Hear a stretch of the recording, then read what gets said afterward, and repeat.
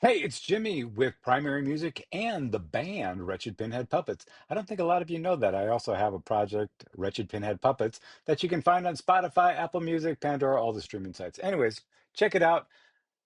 But until then, I've got a story for you, and it's a radio story. And I used to sell radio, and I know how difficult that is. Even back in the day, I think I sold it in the early 90s when radio was really hot. Now radio's kind of dying, but I think it's going to come back to life. And you know what's going to make it come back to life? Jingles. And of course, I'm plugging myself, but if you're doing radio and you don't have a jingle, you're missing out on a lot of business, a lot of brand recognition. If you don't get it from me, get it from your cousin, get it from whoever does a jingle, but you need a jingle. Anyways, there's enough room for all of us to write jingles for you.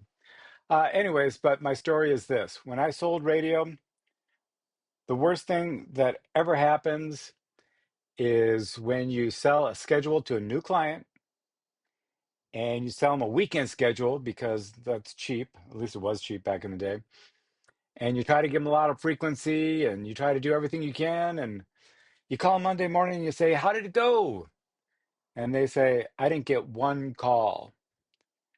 And they just spent, a few $1,000s with you. And I always felt really bad.